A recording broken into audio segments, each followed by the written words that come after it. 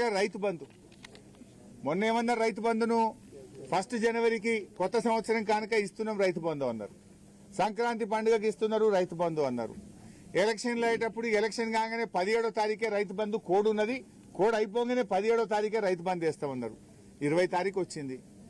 కేసీఆర్ గారేమో నాట్లకు రైతు బంధు వేసిండు. ఇప్పుడు నాట్లు అయిపోయా, కలుపు అయిపోయా, బందోబస్తాలు వేస్తే పొట్టకొచ్చింది. ఇంకెప్పుడు ఇస్తావు రైతు బంధు? ఇంకెప్పుడు ఇస్తావు? ఇప్పటికే 2 రైతు బంధులు ఎగ్గొట్టినావు. 4 రైతు బంధులకు 2 ఎగ్గొట్టినావు, 2 ఇచ్చినావు. ఇప్పుడు 5వది.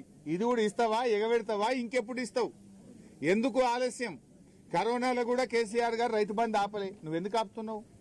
నువ్వు కాంట్రాక్టర్లకు మాత్రం 20,000 కోట్ల బిల్లులు ఇచ్చినావు. ఈ సంవత్సరం 20,000 కోట్లు కమిషన్ల కోసం బడా కాంట్రాక్టర్లకు బిల్లులు ఇచ్చినావు.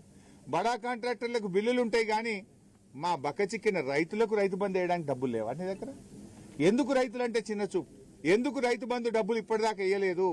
ఫిబ్రవరి 20వ తారీఖు వస్తే కూడా రైతు బంధు రాదా? మొదలేసిన మార్చిలో అయితే ఇక కోతలకే వస్తాయి. మరి పెట్టుబడికి ఇస్తావా, కోతలకి ఇస్తావా? పోయిన యాసంగికి సన్నవడ్లకు బోనస్ ఎగ్గొట్టినావు. మరి ఈ యాసంగికి సన్నవడ్లకు బోనస్ ఇస్తావా, ఇయ్యవా? ముందే చెప్పు.